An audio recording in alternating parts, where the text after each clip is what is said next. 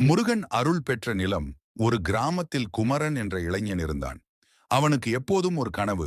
குடும்பத்துக்கென ஒரு புதிய வீடு கட்ட வேண்டும் என்பதே. பல வருடங்களாக கடின உழைப்பால் பணம் சேமித்தான். ஆனால் நிலம் வாங்கப் போகும் போதெல்லாம் ஏதோ தடைகள் வந்து கொண்டே இருந்தன. ஒரு முறை விலை அதிகமாயிருந்தது. இன்னொரு முறை நிலத்தின் உரிமை சிக்கலாகிவிட்டது. இதை மனதில் வைத்து கவலையுடன் இருந்த குமரன் அருகில் இருந்த முருகன் ஆலயத்திற்கு சென்று அர்ச்சனை செய்தான்.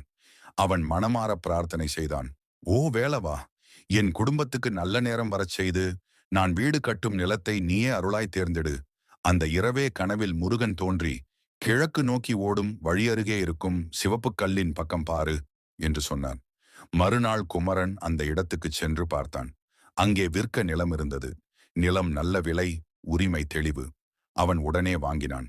அதன் பின் அந்த நிலத்தில் முருகனுக்கென ஒரு சிறிய வேல் வைத்து பூஜை செய்து அதன்பின் தான் வீடு கட்டத் தொடங்கினான். வீடு முடிந்ததும் குடும்பம் மகிழ்ச்சியோடு குடியிருந்தது. கிராமத்தினர் சொன்னார்கள், முருகனை நம்பி வாங்கிய நிலம் என்றும் செழிப்பை தரும் என்று.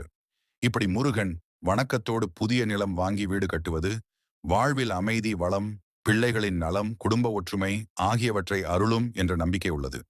இது போன்ற முருகன் கதையாய் கேட்க நந்து 2805 சேனலை சப்ஸ்கிரைப் செய்யுங்கள்.